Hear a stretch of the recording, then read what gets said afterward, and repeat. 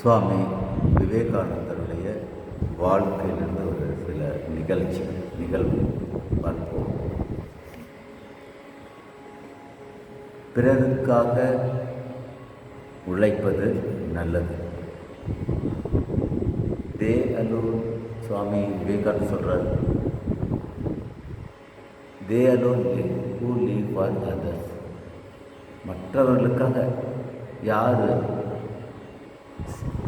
சேவை தொண்டு செய்கிறவங்களோ அவர்களே உயிருடன் வாழ்வார், மற்றவர்கள் இறந்தவர்கள் என்று விவேகானந்தர் சொல்கிறார்.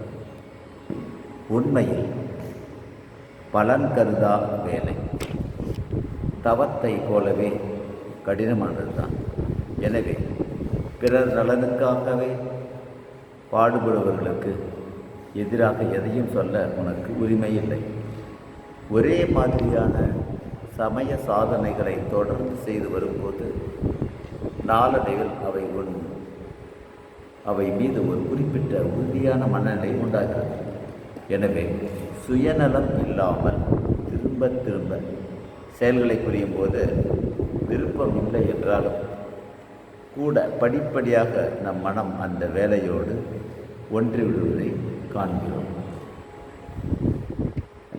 அன்செல்ஃபிஷ்னஸ் இஸ் காட் சொல்கிறது. சுயநலம் இல்லாத தன்மை தான் கடவுள். மற்றவர்களுக்காக சேவை, அதாவது தொண்டு செய்கிற மனமும் அப்படியே வளர்வதை நீ காணவில்லையா?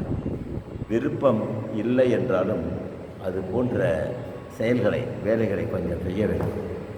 தவத்தால் கிடைக்கும் பலன் அதன் மூலம் கிடைக்கிறதா இல்லையா என்பதை பார்.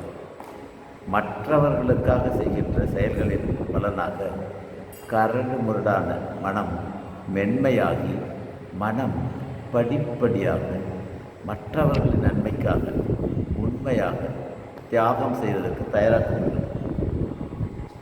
பிறர் நன்மைக்காக காரியங்களை செய்வது தவம் செய்வதன் சிறந்த பலனை மன தூய்மை அளிக்கிறது. மன தூய்மை மேலான ஆன்மாவை உணரும்படி செய்கிறது.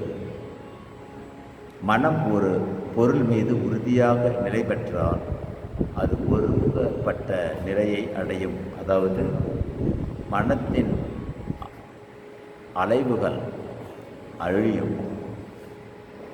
ஒரே திசையில் ஒரே மாதிரியான மன அலைகள் பாய்ந்து செல்லும்.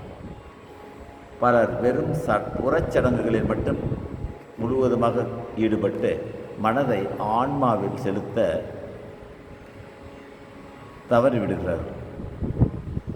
ஒருவனை ஆன்மாவை நோக்கி அதிகமாக முன்னேற புறச்சடங்குகள் மிக குறைவாகவே பின்பற்றுகிறான். ஆதிசங்கரர் இந்த நிலையை பற்றி குணங்களின் விளையாட்டை எல்லாம் கடந்து நிற்கும் மனத்தை உடையவனுக்கு விதியது விலையது என்று கூறுகிறார். எனவே ஞானமே முக்கியமானது, அதுவே லட்சியம் என்பதை அறிந்து கொள்.